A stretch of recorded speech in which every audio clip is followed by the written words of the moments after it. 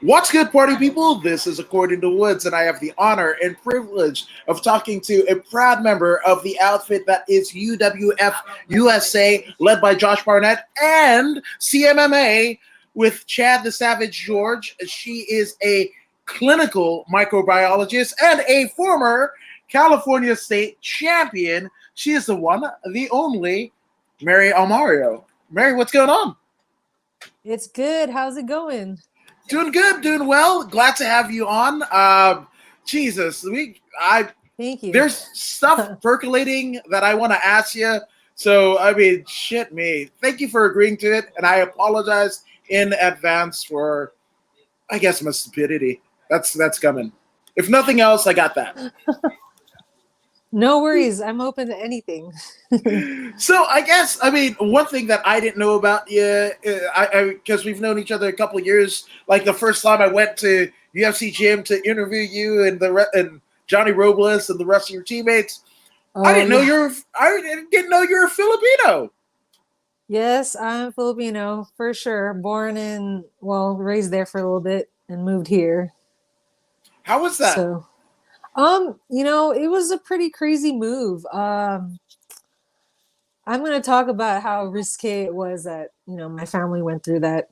We let me not sugarcoat it. We overstayed our vacation or our visa, and we were applying for citizenship here. But it took so long, for that whole process. It was kind of messy and all sorts of stuff that went down. But ultimately, I became naturalized actually recently, like a couple of years ago. Okay. Well, and it's fun because I think now that I know your story, you and Zeta Zhang, who used to wrestle for the WWE. Okay, yeah. Yeah, but she just took place on, had a match at Josh Barnett's Bloodsport. This last one. But, I mean, she's a undefeated, MMA fighter. And she went from Taiwan to Virginia. Oh, so wow. and that's pretty unique a situation, right? So yeah. did you and your family immediately go California, or what was the deal? Oh, no, actually, we went to New Jersey first. So I lived there for about almost a year. Because Okay. my mom's family is mostly in the East Coast. So we were there for a little bit, and then we moved to I forgot where. We moved somewhere. It was really nice. I can't remember where. I just remember it was my dad's uncle, and he was like really well off. He was a doctor.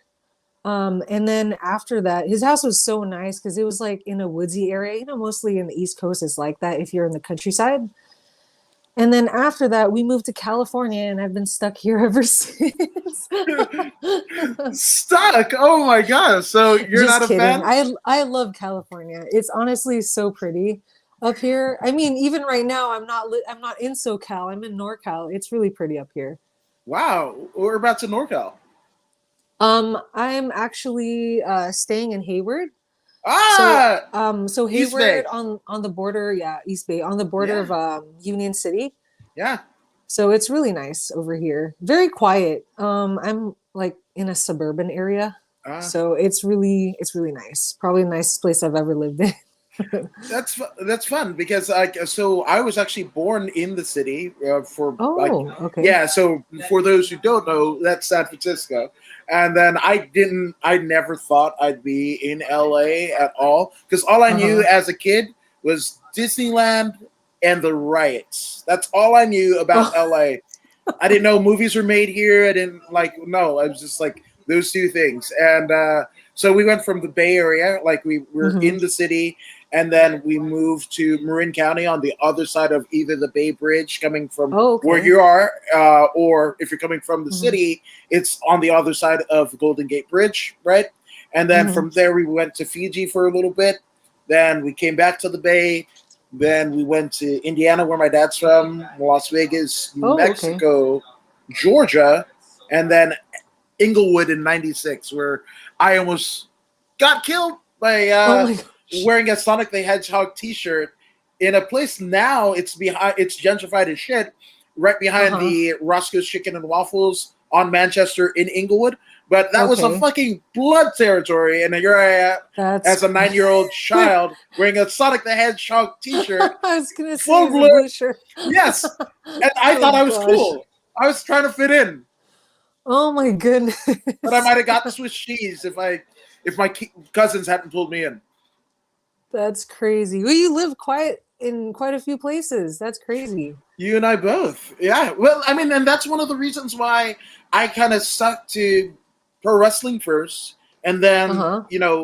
MMA later, is because that was the only thing that was consistent. I didn't have a lot of, Mhm. friends, family, like we pretty much were a band of gypsies. My parents, myself and my sister, Mhm. who's 3 years younger. So I didn't have a lot of control. But one thing I knew was I could fire up the TV no matter where we were, and either on Saturday mornings watch a WWF or a WCW, show, and or rent a videotape. Yes, I'm dating myself. Not a DVD, a videotape. Of like whatever wrestling thing was. So that's why I gravitated to it so much, because it was the only thing that was consistent from my formative years in the Bay Area. Mhm. That's cool. Oh my gosh. Yeah, I It's mean, definitely something. yeah, definitely. And the wrestling world is, gosh, it's so cool. Like everyone is like really chill with everyone. And it's almost like a little community within itself too. It can be. It can be. It can be dicey too, but I Oh bet yeah, all of things. course. Yeah, but all things in a ring or a cage can be. Which I gotta ask, like, how did you end up getting involved or thinking about combat sports? Because it's something that you do well, amongst a lot of things that you do. The microbiology is another one. But how did I mean? Do you find like microbiology and sciences first, or do you the fight science of combat sports? Like, where does this happen and when? Well, okay, so I kind of got into martial arts kind of on a whim. I was always like concerned about my health even when I was a kid.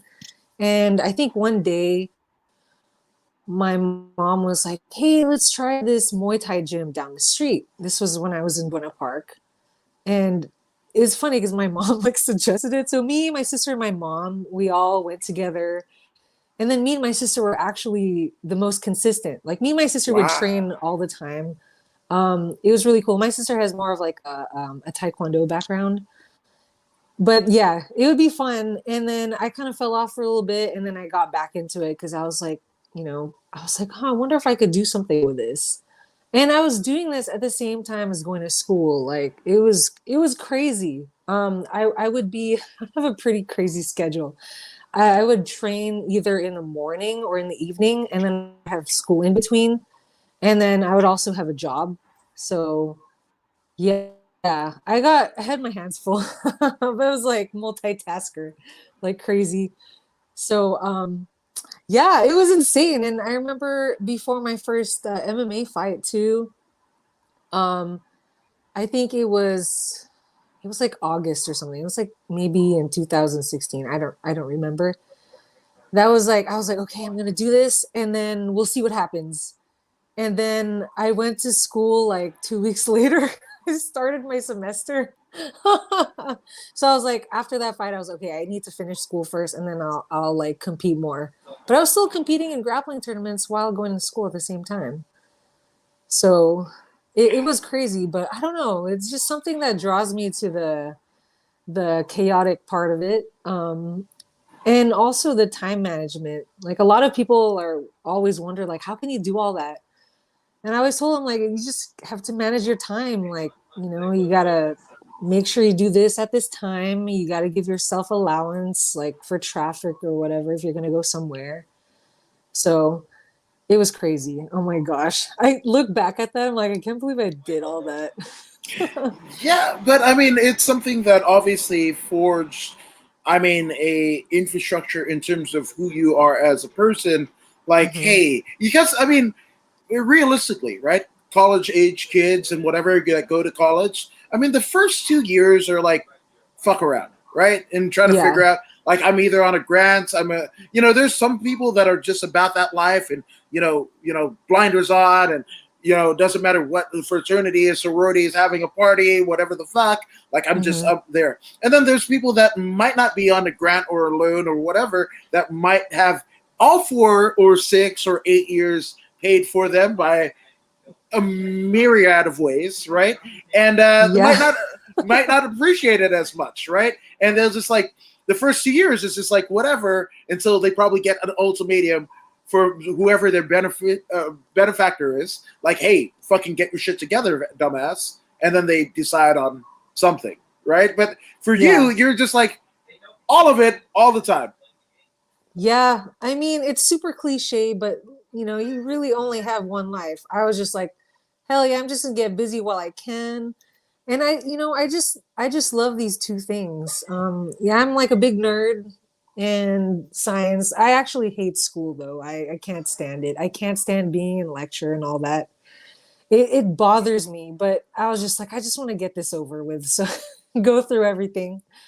Um, and then, martial arts just kind of not kind of, but it really shaped the way that I think in terms of mental, uh, what is it called? Just mental strength Mm-hmm. almost. And I know like Chad has talked about a lot of this in some of his podcasts too. And even Josh has like given me so many podcasts to listen to just get my mind prepared. Mm-hmm. And I think that, even fighting is the way that fighters approach fighting and, mental toughness and things like that.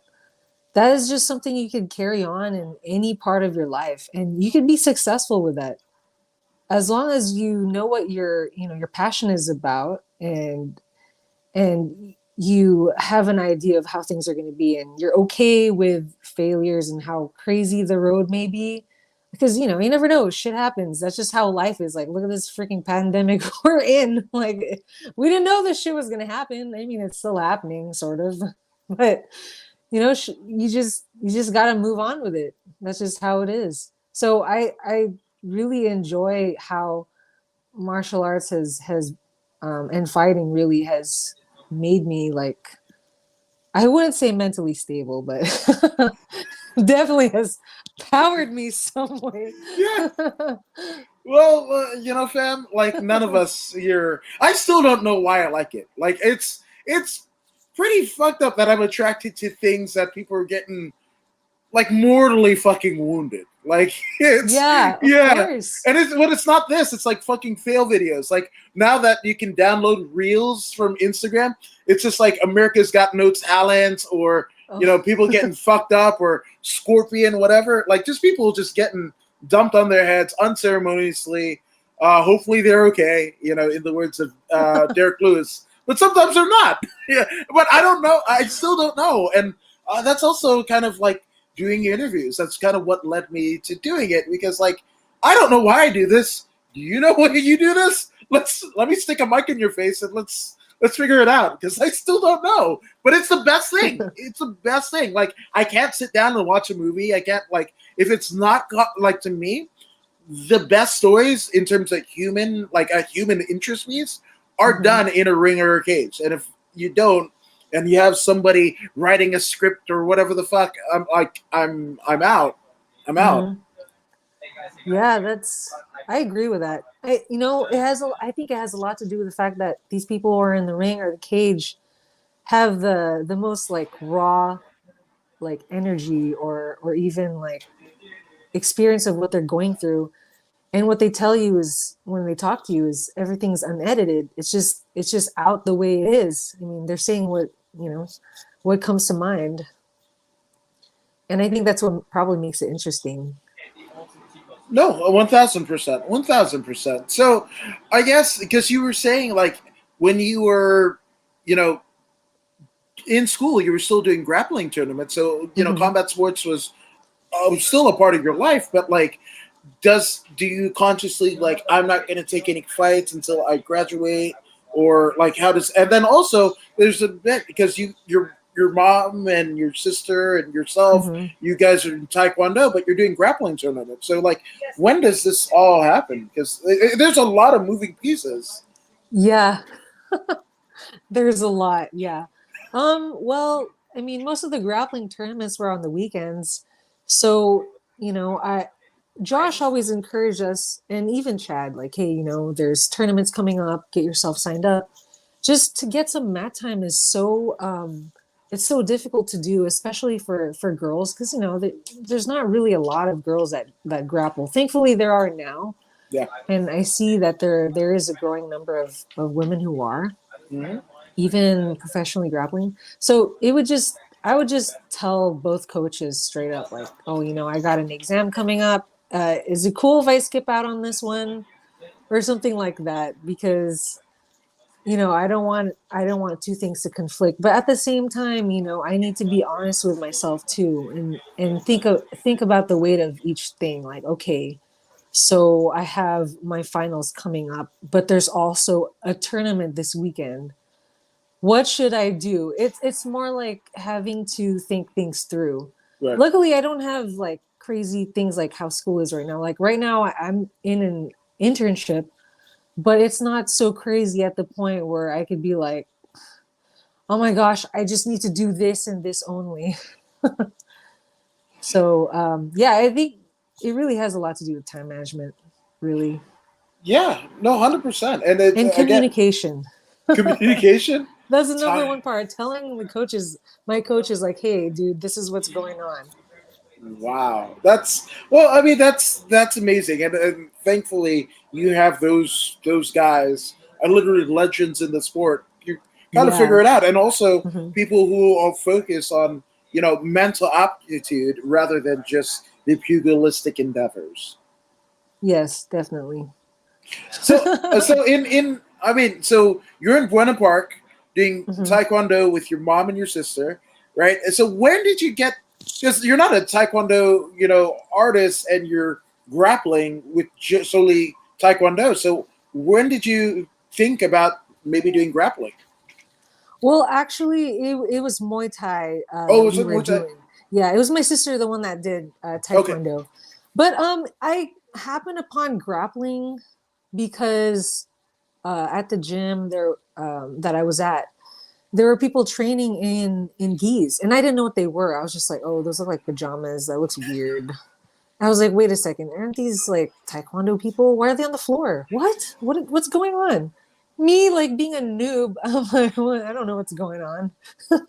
So, me, I just did my research and I was talking to all like the students there. So I started there for a little bit with nogi. I think mostly I my experience in grappling has been nogi. Hmm. And then and really when I was training with Josh, that's when Josh had me go to a lot of what is it called? A lot of not really wrestling camps. I forget what they're called. There's a certain word for it. Seminars. Seminars. There you Yeah. go.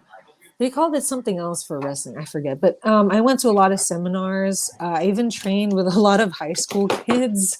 Really? Yeah, that was pretty cool. It's a small community, so everyone kind of knew everyone. I trained at Brea Wrestling. I trained at Maywood, that was in Norwalk. Hmm. And then I also trained at Downey High School because we had a couple of guys on our team that went there. So that was pretty cool. I mean, training with like these kids, and these kids are tough. Oh my gosh. Like, I'm like, damn. That's why I mean wrestling itself is a tough sport. I mean, I think so. So I thought that was pretty cool. Yeah. Oh, tough sport, and not a lot of incentive to get into such things, and that's I think one of the reasons on the Mhm. West Coast, unfortunately, wrestling of any ilk, whether you call it catch, amateur, Greco, Yeah. freestyle, it hasn't really you know taken a hold of the people here on the West Coast because it's just like 18 hours of your day is devoted to like the way that you live your life, the way that you eat, the way that you sleep, the way that you train, everything. And the whole, especially if you're a, collegiate style wrestler, the the top echelon is the Olympics. Mm-hmm. But if you get an injury or something happens, that throws you a curveball and you can't go to the Olympics, or you go to the Olympics and you don't win the gold, which is everybody's kind of deal, there aren't a lot of options. We don't have Yeah. wrestling clubs like, unfortunately, the DuPont era that did the Foxcatcher and whatever. But like there are booster clubs, just like in football Mm-hmm. or basketball and other sports, that basically earmarked, in there. If you're a high class lawyer or person in town, you basically give X amount of thousands of dollars per year to the wrestling camp. And unfortunately, here in LA, I don't, not just LA, but the whole West Coast seaboard, and Mm-hmm. unfortunately, we're lacking. Yeah. Yeah, definitely. Um, I mean, I do see updates though that they're, for collegiate wrestlers, there's more opportunities now. Now, But there are yeah. also some schools that are closing their wrestling programs, and that's pretty upsetting. I'm just like, oh gosh, No, that I that's mean just not fair. Yeah. that happened exactly. I think it was my sophomore year at Inglewood High in Inglewood, Hmm. California, where like I was like, I'm gonna wrestle finally. Like there's a Hmm. reason for me to wear tights because I've been wearing tights for too long, and there's no reason for it. So I was like, yeah. And then like I think I did one practice, and then oh, we're adding a girls tennis team. So bye, boys wrestling. Oh my Yeah. gosh, And it was just that's like horrible. that's a mind fuck, right? Because it's like, Yeah, it yeah, we is. want equality. Yeah, girls, like whatever. And like, but it's at the behest of wrestling. So Like, why didn't you bring those tennis players to wrestle? Come on now.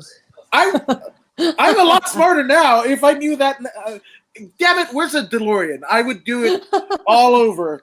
But yeah, it's yeah, unfortunately, missed opportunities. But speaking of an amazing opportunity, I mean, you pretty early on in your kind of not just career but your life in combat sports, Uh-huh. you get to look up under the learning tree that is the War Master Josh Barnett, the youngest on paper UFC heavyweight champion that there is, and that's just the UFC. There's a Metamoris heavyweight champion, IWGP. I mean, like there's so many accolades that guy has, and then just Yes. like the brilliance that behind all of the things that he does. But like how does that process happen? Because like for me and knowing you guys and gals, like you guys were always just there, right? But Mhm. obviously, what happened? Does Josh seek you out? Were you already training? Did you hear about it? Like, how does that happen? Well, so after I was going to that gym in Buena Park, I actually met Victor Henry through through one of our mutual friends, and she I was talking to him, and I started training with Vic. Actually, we Mm. were training at R1, and he was basically helping me what's it called, do like a bunch of strength and conditioning, because he's like, if you really want to fight, then you're gonna have to like up your cardio, blah blah blah. I'm like, okay, whatever, just tell me what to do, man. I was always coachable from the get-go. And so after that, he was like, you know what, I'm training at CSW, why don't you, come through and then check the classes out, the night classes, and then come to like team practice. And then from there, I just kind of stuck around. I'm as Josh jokes around me being like a lost puppy, like a stray, like pick me. So, I've been wreaking havoc on Josh's life Oh. like a little parasite. Just kidding. But Ah, I like that because the microbiology. I well, yeah, got. that too. But Josh is, I basically met Josh and started training under him through Vic. And Mhm. then mostly everyone on our team, most of the amateurs, the same thing. We just kind of came out of nowhere. It's like a bunch of adopted children he has. So And that's there you have it. oh my gosh, no, and that is absolutely the truth. And I've said it to Josh himself. So the first time I met Josh, it was God, oh, it was Combate in Burbank, and Okay. Alyssa Garcia was Oh yeah, fighting. Alyssa. Yeah, yes. So I'm, basically live streaming the weigh-ins, right? hmm And then I see this dude in Chucks, Dickies, and a Harajuku Iron Maiden shirt with like a bunny in place of Eddie. And I was like, oh, I'm a t-shirt connoisseur, punk rock metal kid. So I'm all like, I gotta ask that dude where he fucking Uh-huh. gets it. And he was sitting down, and he gets up, Oh. and I'm like, oh shit, it's Barnett. And I was like, holy fuck. And my career almost should be like searching for. There's like, is it Searching for Sugar Man? That documentary about the guy in like South Africa who's like a Oh, bricklayer in okay. I Detroit. think I Yeah, heard of that. Yeah. yeah. So my career was like searching for Barnett because like I remember pretty early on, I knew I wanted to podcast and what have you, but I didn't know how to do it. So I go down to hmm at the time HQ, which used to be the tap out downtown LA. Oh They were yeah, yeah, posting yeah. pictures of like, Shayna and Jessamine, and even hmm though they had long since gone from the gym, whoever was running those social media accounts were like posting about them, posting Rhonda, posting Josh. So I went Yeah. down there just on a whim. I think my kid wanted to go to the library in Okay. downtown, and then it was like $3 parking. And for that time, just to go to a library, I was like, that's pretty expensive. Your education, yeah. But and then I Google mapped the gym. I was like, oh, 3 minutes away. Let's go. And I paid probably about $5 for parking. Yes, I'm a horrible parent. Um, but yeah, and I didn't find Barnett or anybody that was posted on the social media. But what I found was the guy Joel, who uh-huh. R.I.P. He just passed away. Oh But my gosh. yeah, basically he's like, oh, you look like a reporter guy. I have somebody film it, blah blah blah, whatever. And there was this hmm guy, Bosun Wang, who we did 12 like promo videos for fighters and what have you. But like all of that happened. Like my career was me thinking that Barnett was at HQ. Oh. So I see him right at Combate, long story short, and I'm all like, oh, one question to please the War Master, right? And I'm all like, but it's something that I really wanted to know. I was like, hey, hmm Josh, big fan. How is it to be trained by Billy Robinson and Antonio Inoki? And there's this long, awkward pause, and he's considerably bigger than I, right? And I was like, oh Right. shit, he's going to kill me. And Alyssa's like, just wait in. She's pretty angry herself, wanting to get some sort of sustenance back in her, right? Yeah. And then he goes, no one's ever asked me that. And he throws his arm around me and whatever. But it was kind of hit or miss. Like I'd see Josh, he'd be cool, then not cool, then be cool. So it was every other time, right? But when I came out to UFC Gym La Mirada to interview you guys, I remember like it was the scariest thing because it was uh-huh. almost like a damn converted racquetball court that you guys were grappling in, right? With the Right. floor to ceiling windows, right? Yeah. And 12 o'clock is when I was supposed to start interviewing you guys. Uh-huh. Literally 11:59. There's smoke and perspiration all throughout the fucking thing, Dude. right?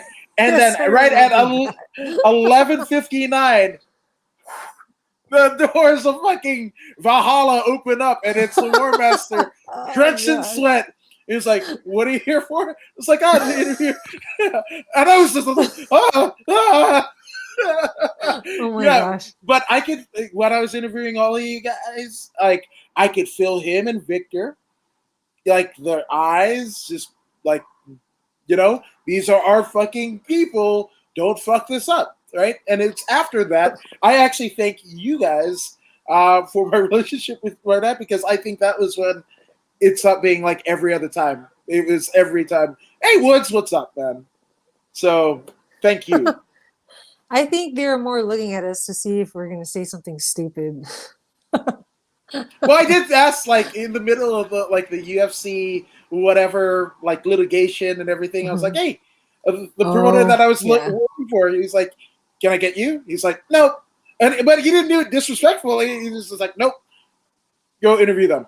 It's like, okay, cool. And I just did the thing. So yeah, man. But you guys are the capitalists, so I thank you forever and a day for that. And Josh is a friend now, so it's pretty fucking cool. Which, I mean, we're throwing out names like, again, Chad George, Josh Barnett, your lights out bantamweight champion Victor Henry. But Hmm. does it kind of hit you, like, all of the people that are around you in this kind of endeavor? Like, these are household names that are just like, hey, it's Josh, Chad.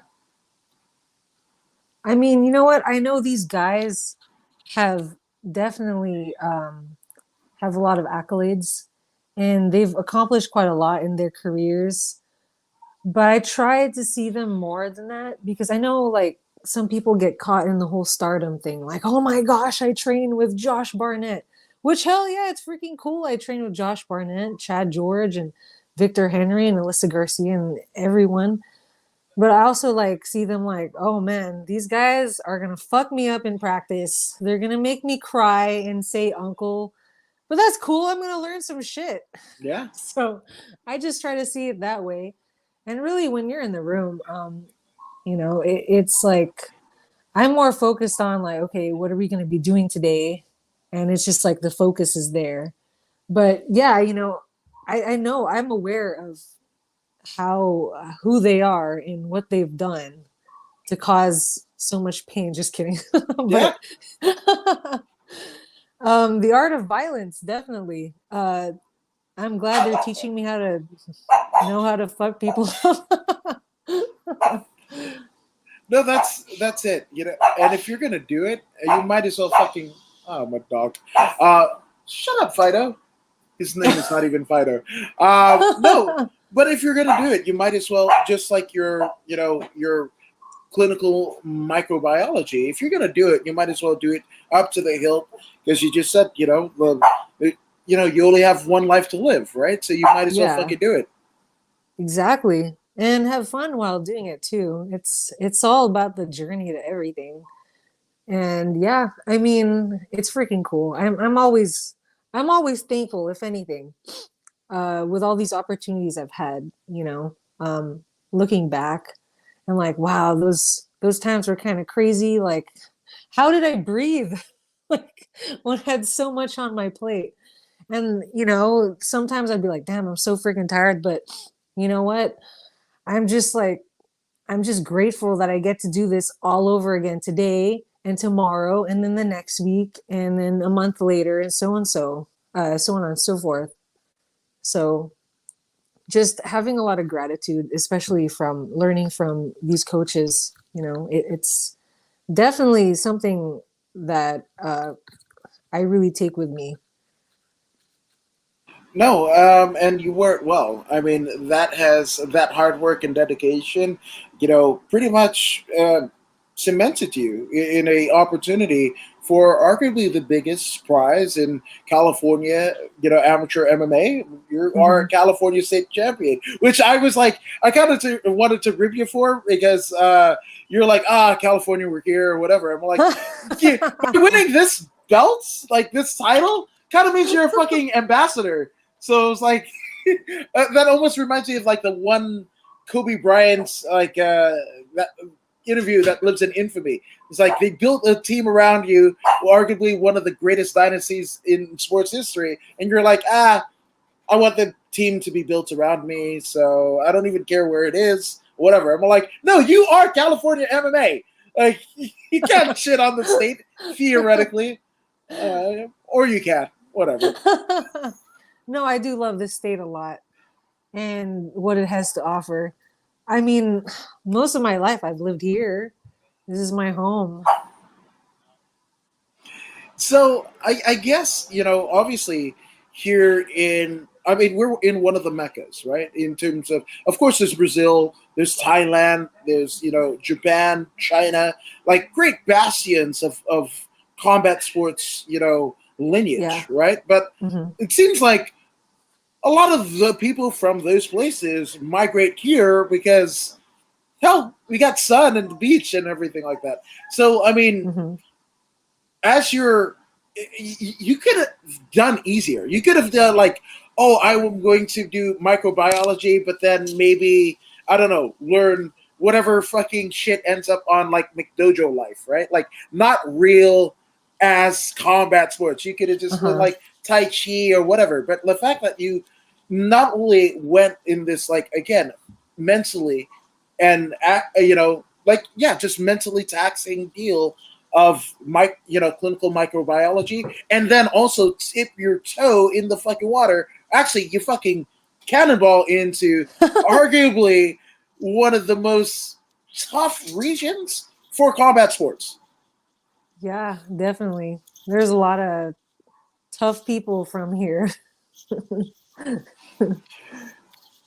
I mean, does that kind of strengthen you? I mean, obviously, you're kind of, you're in an internship, you've graduated from Hmm. college, and you're still, in the training rooms with, down there in Gardena and what have you. But like, when you step back at the totality of your life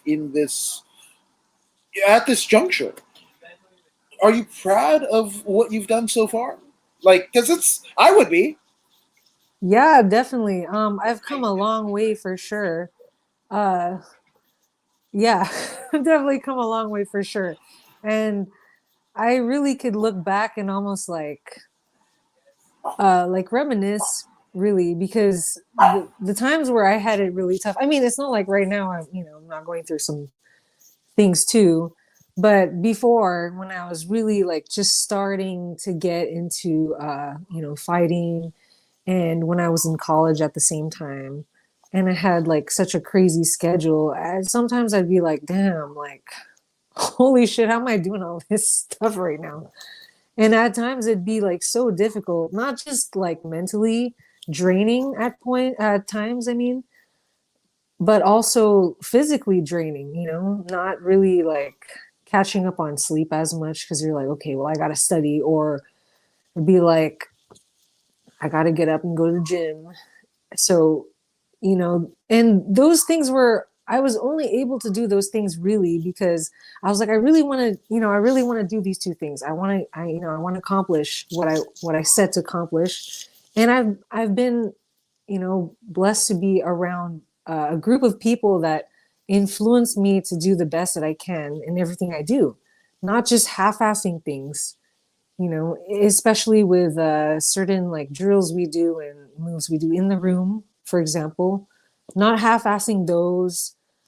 Yeah, that same mentality, you could carry that on elsewhere. And that's what I did. I was like, okay, you know what? I could apply this everywhere in my life. So yeah, I looking back at everything to where I am right now, I'm like, damn, I've come quite a long way.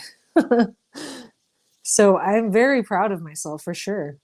Come quite as we all are, man. I mean, it was crazy because, So like, I'm very proud of myself for sure. and again, shout out to Josh because, like, the last time that he was on Rogan, almost a month to the day, he does this very podcast. Which is still one of the highest honors that I could. Because to me, this guy, not the plastic guy, but Rogan is the absolute like the best broadcaster, the best to ever do what I'm doing now.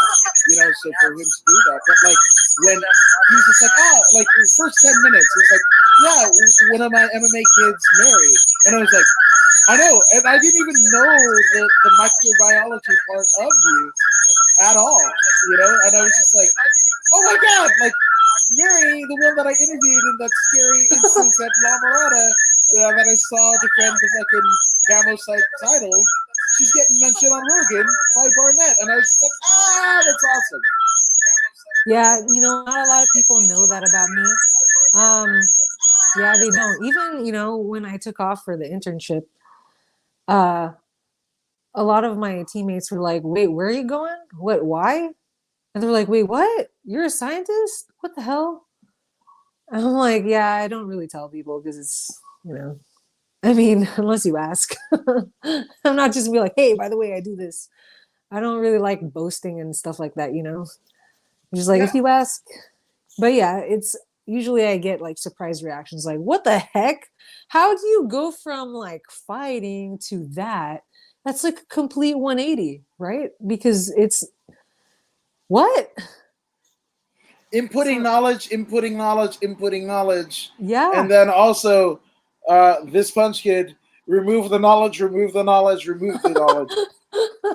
Like hell, if you catch a knee, like we're rolling live and everything like that, you catch a motherfucking knee, it's a wrap, man.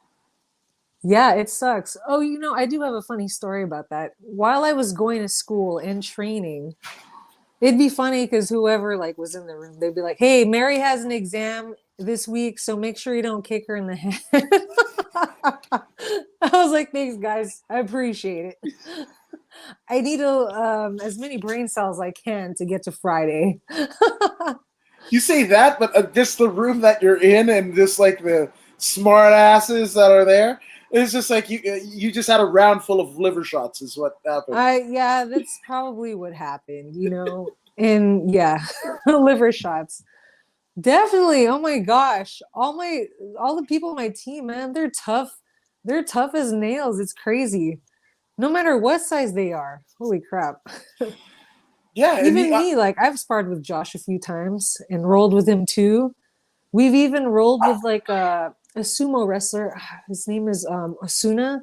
yeah, I I think he's not, I don't think he's doing sumo anymore. He did no, fight. Like I think he had like hold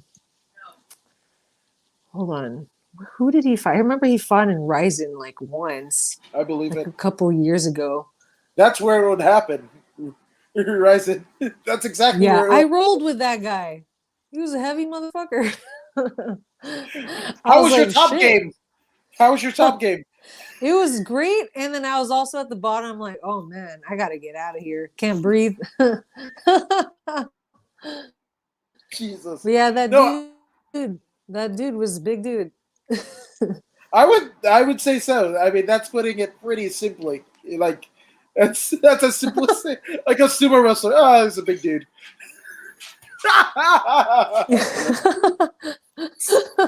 It's fucking amazing. Yeah. It's like I was just like, so. whatever, I'll wrestle him. Shit, he needs a partner. I'm Because like, I need my rounds. He needs his yeah, rounds. Fuck it. dude. So the last time I consistently trained, I was at Fight Academy in Pasadena, and like Okay. I got to roll with Herb Dean. The first time I got to roll with Oh, Herb okay. Dean, yeah, it was like right after the Ronda Holly Holm head kick knockout in Australia, Oh, right? okay. And Yeah. he like it was like the week of, like a week after that happened on a Uh-huh. Saturday, and then whatever he flew back like Wednesday. That's when he rolled, and like I'm the opposite of you. I was trying to not make eye contact because he looks like a fucking gorilla. Like this and I heard he was a black belt and whatever, and I was just like, I don't want none of that. Don't want none of that. Right? And we roll, and I'm not like a fucking long red necktie where my tongue is just like I'm not Oh. that. But then he rolls and he's like at the end of the round, and like literally it was a 5 minute round, 59. I'm all like, oh, I'm dead, I'm dead. And then Oh. buzzer sounds, and he's like, "You've rolled before," and I was like, "Yeah, I actually did 6 months in Bakersfield and whatever." It's like, keep it up. And I was like, yes. So I think I'm retired. Yeah. I'm not retired from grappling, but that's almost as good as it gets. Like, Dang. yeah, I'm just That's saying. cool. Yeah. Um, do you have a favorite memory of fight sports wise, combat sports? And it could be a fight. It could be the train up leading, the camp leading up to a fight. Just shit that happens, and we don't have to disclose names because I don't want you Hmm. getting shit when you get back on the mats. Like, oh, you said that one thing. No, I don't want that. But I mean, what is your favorite memory thus far? Are you talking about me personally? Yeah. Um, No, Mia Delgado's favorite memory in combat sports. Go. No. Mia Delgado. Well, I will say when I fought for the state title, it was also like a last minute fight. I had to cut a lot of weight that week. My birthday was that week, and so was Thanksgiving. My birthday lands around Thanksgiving all the time. So it was so crazy. I thought I was dreaming because I had to cut so much weight. It was like the week before. I don't know why. I don't know if any girls can like, attest to this too, that before I fight, like the week before, I always like I'm about to get my period and my body's just like, what the hell? All the time. But anyway, so I was about to get my period like this fight. So I was heavy, bloated, and I was cutting so much weight. And I remember um on the way to weigh-ins, Josh had put on this it's not really a podcast, it's a channel called the Academy of Ideas on YouTube, and they talk a lot about like philosophy and things of that genre. So Josh just had me like listen to this on the way from like La Mirada all the way to LA, and I'm cutting away. I'm like, I don't want to think right now. And he's like, think about what you want to do with your fight, and listen to this. And at that time, like, I was just thinking about, damn, I'm so fucking thirsty. Like, shit, this sucks. Like, I'm missing out on Thanksgiving. Um, and I was just like, whatever, dude.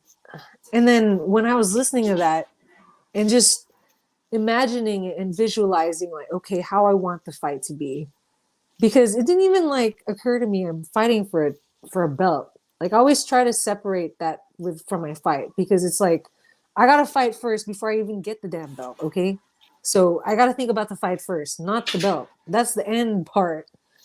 So when I had gone through that really long car ride because LA traffic, it occurred to me that like really getting my mind right for just not just for competition, but even like for focusing on what I want to do, like in terms of like envisioning how I want things to be. And I thought that was like one of the breakthroughs, I think, in terms of like mentally preparing myself. So I do listen to these videos a lot, and they really have some good videos, honestly, really good content. And really think like obviously, cutting weight, like there's a lot going through your mind, or maybe none at all because you're just like, fuck, I'm so like dehydrated. So yeah, that was definitely a favorite time. I had so much discipline with myself. I was like, fuck it, I'll get to eat later. Like that, I could enjoy that later, that freaking 20 minutes or whatever. But right now, I need to focus on what I need to focus on. So that was badass. I really like thank Josh for that. And he always gives me homework too. Here, listen to this. Here, read this. So I'm thankful. He's like that. Yeah, I mean, it definitely helps, especially the seemingly insurmountable odds, like birthday, Thanksgiving, particular time, Yeah. in the month. Like and then a title fight, right? Like that's pretty fucking stressful. It could be, but I mean, obviously you came away with the title, all good. Make for a cool story. So shit, yeah, man. That's all. That's what you worked hard for, right? Yeah, definitely. And it was fun. Like I remember Josh texting me the Sunday. So I think it was I don't remember if it was Friday or Saturday, but the week before, like the Sunday, Josh texted me. He's like, "Hey, do you want to fight next Saturday?" I'm like, "Yeah, sure." He's like, "Okay, it's gonna be for the California state title." I'm like, "All right, cool." That's just how it is. Josh, like, "Hey, you want to fight?" "Yeah." "All right, I'll sign you up. It's gonna be here, blah blah blah blah blah." I'm like, "Okay." That's what the amazing thing about that is, like, knowing the personalities at play. That is exactly what I think happens. Like Oh. you guys are just like, I don't know, like slabs of meat or whatever the vegan alternative is. If you're vegan, right? It's just who wants to fight? Yeah, I want to fight.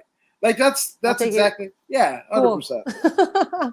That's at UWF USA, man, 100%.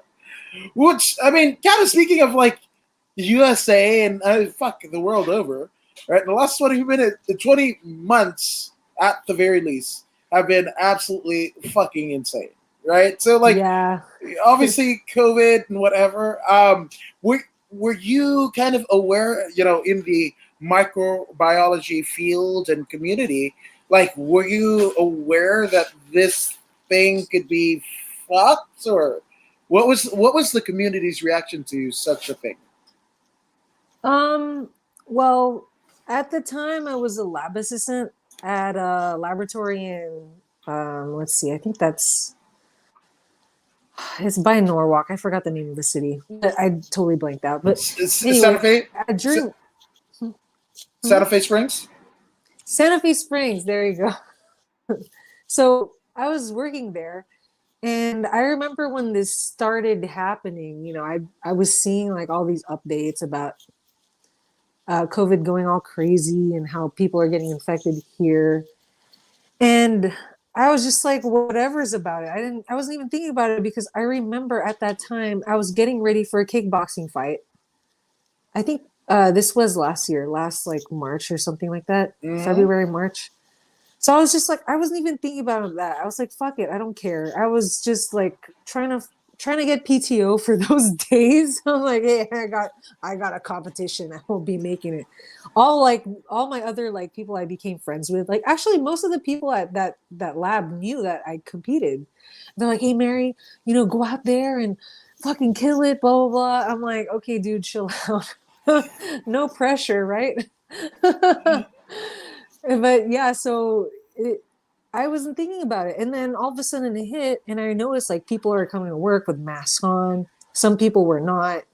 And then it just became like, okay, everyone's got to wear masks. We were running out of PPE so much that we were reusing some of it because we were just out of it. That's why, like, I'm like, what the fuck? We're reusing PPE? You Yeah, don't do that. yeah. Not in a laboratory, at least. Like, there's so much shit we deal with, like literally shit that we deal with. Like you can't be like reusing stuff. And it was like lab coats we were reusing the N95 masks, and oh my gosh, it was so bad. The face, what are they called? The face shields. Yeah. And we had such an overwhelming amount of specimen too. I remember putting in like 16 hours per day, some 14. Like I'd literally see like swing shift the next day, and they were like, Mary, why are you still here? I'm like, dude, there's no one to cover, and I don't want to get fired. I can't get fired right now. Yeah, it was just insane. There's just so much going on at that time. And really, I wasn't even training at that time because I was just, I don't know what the fuck is going on. Like, Yeah. and I know like some guys, most of the pro fighters were like, they had their, uh, what is it called? There's a word, like, not like I was going to say bubble or bubble or Yeah. huddle. That's not what I'm looking for. The pod, Boba. there you go. That's what they're calling it Okay. now. Pod. Boba. Yeah. Boba. So some of the pro fighters were having like kind of like a pod. It was just the same group of people. So, at that time I was just like, dude, I don't know what's going on. I was just like, I don't want to get sick either. I ended up getting sick actually, which was crazy. But Wow. yeah, it was insane that in the lab, and I would always try to find information from our medical director, because usually medical directors in the laboratory or the clinical laboratory, they're most of the time they're pathologists. So I'm assuming they do work with a lot of like this data and stuff like that. But honestly, everything's just kind of new, so people don't even know what the fuck is going on still. And the crazy part is it's a zoonotic disease. It's not something you find in humans. It's a disease that you find in animals. So that shit is crazy too. You're like, what the fuck? But you know what? Yeah. It's crazy because even now, like people that handle like sheep or people that handle like livestock, you could get bacterial infections too. Yeah. It's just like you can't fucking avoid bacteria or viruses.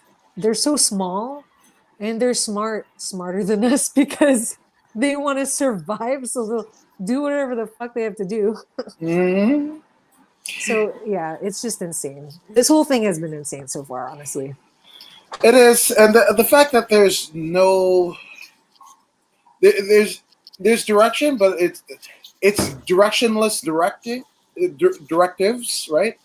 Yeah. Like nobody knows what the fuck is going on. The people that are supposed to be leaders, and it doesn't matter whether it be what is it, faith based, political based, health based, or whatever. Hmm. Like I've never seen more people like have an ulterior motive for the things that they said at any time in my life. I'm just like Uh-huh. everybody, like you have to fucking second guess it and check them because you're like you can't just read something and be like, oh, that's exactly it's gospel. Everybody should be doing it. No, everything is like politically charged, this and that, faith based, Yeah. uh, A lot of it is, yeah. freedom.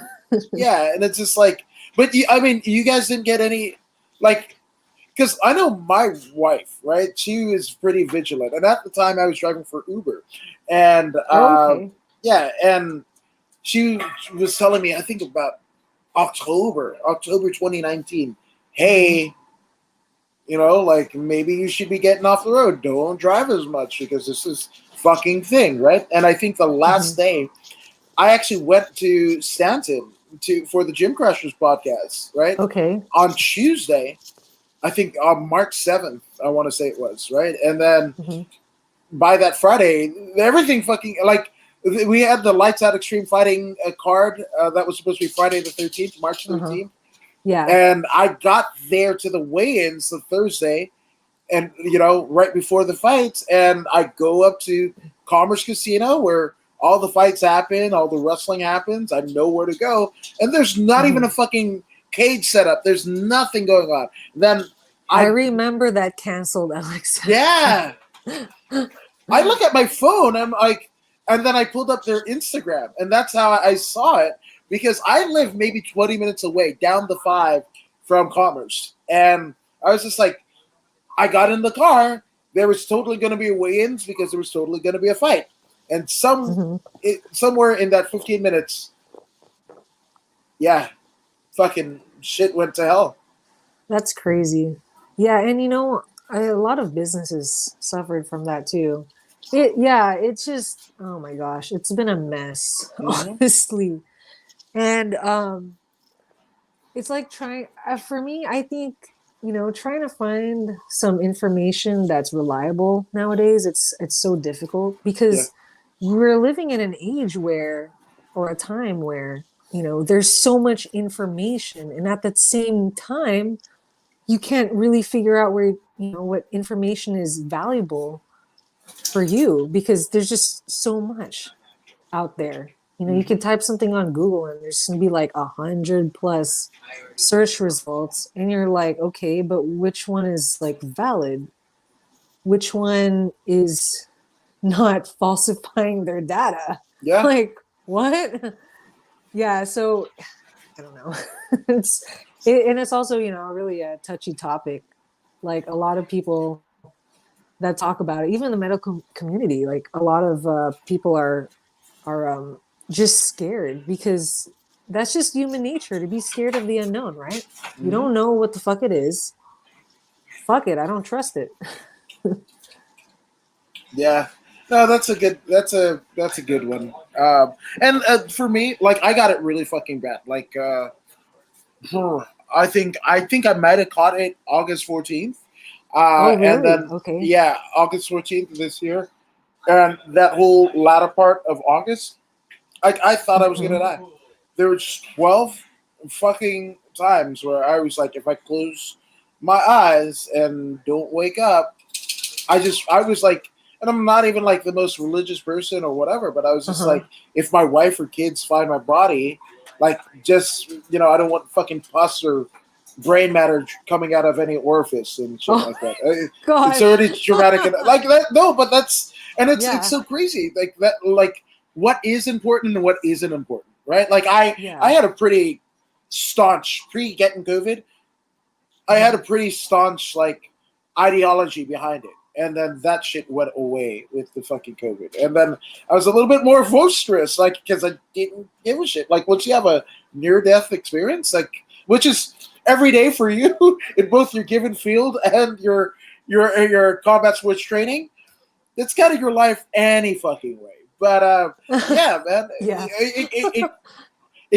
not a swagger. I would never have swagger ever. But there's a certain ideology where you kind of just like do what you're gonna do, be good with it because there's pros and cons either way, no matter what you do. Hmm. So just be good with that, and you could be wrong. Yeah.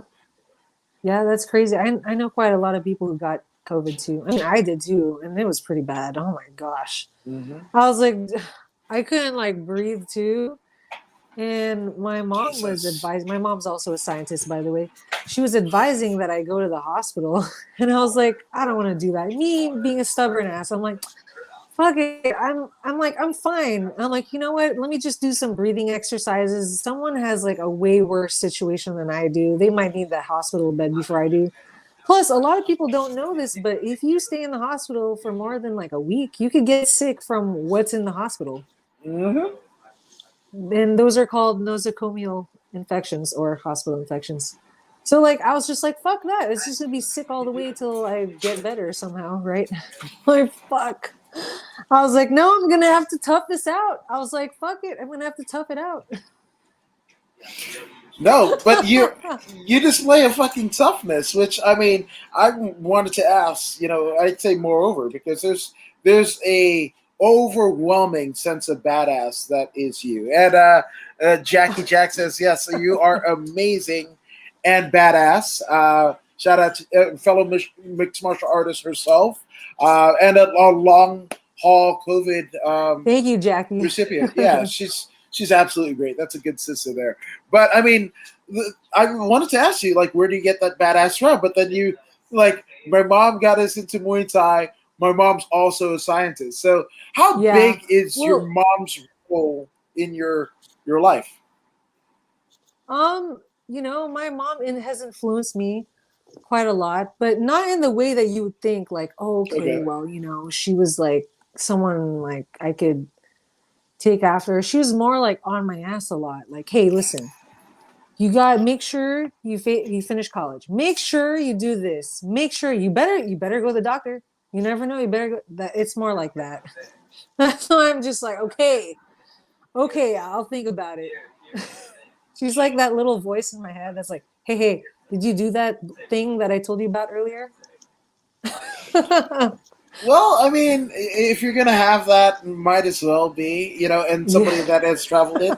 Which, in terms of, she's the one who introduced you and your sister to combat sports initially. So Yeah. is she? Technically, yeah, she did. She had, she definitely brought me there.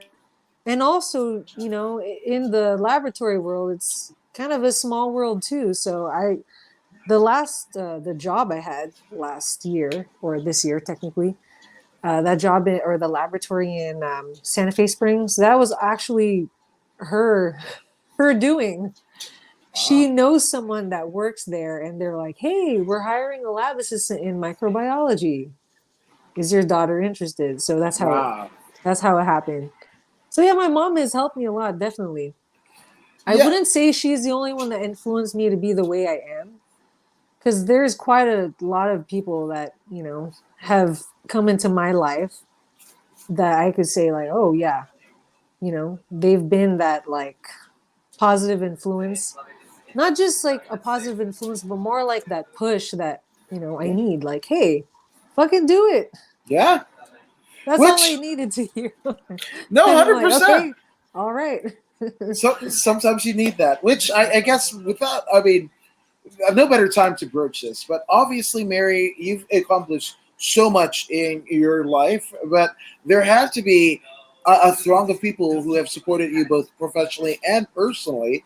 So take Yeah. as long as you need. Let's get some shout outs out of the way. Oh my gosh.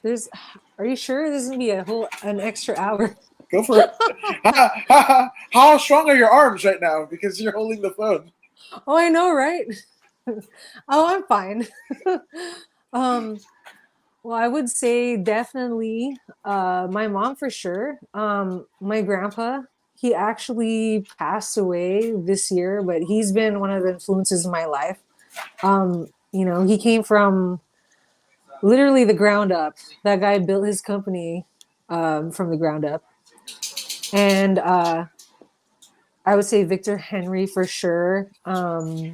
Uh, Josh, definitely Josh influences me to be mean.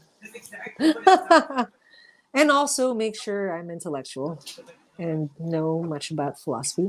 Of course, Chad George, uh, and mostly everyone I've met really in at the gym, like those guys at CMMA, my team, UWF USA, everyone that I've wrestled with, all the kids I've wrestled with in Maywood and Downey High School and also Brea Wrestling, like those kids are tough.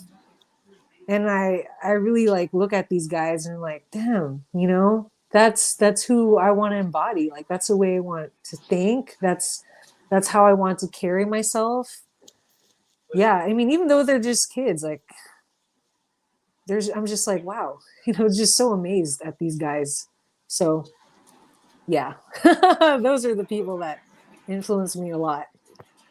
That's a badass list, man, and the badass that you are. Which, thank you for doing this. This is amazing. It's like I said, like from the set of interviews and what have you for that one particular promotion to like now known each other a couple years, but like that, like it's just hey. So Yeah, yeah. so it's kind of cool to kind of get you on this level and figure out, because especially right now where like people are trying to figure things out, whatever, you're a definite figure outer.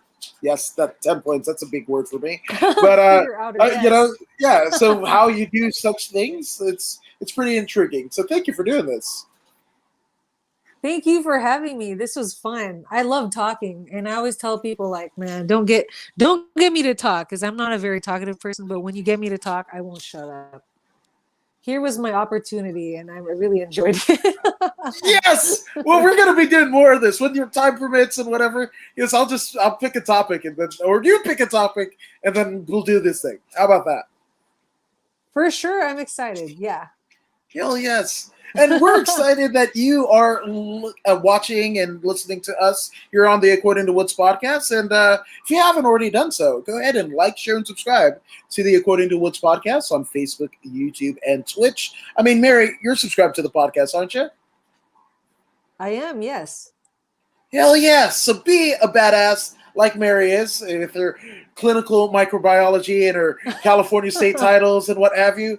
Be that badass. Go ahead and subscribe to the podcast. But if you don't believe me, you don't believe Mary, and I don't know why you wouldn't. Well, here's also another a newly minted U.S. citizen from an Asian country that also happens to be a combat sports badass, Zeta Zhang. Hey, this is Zeta Zhang. Make sure you subscribe to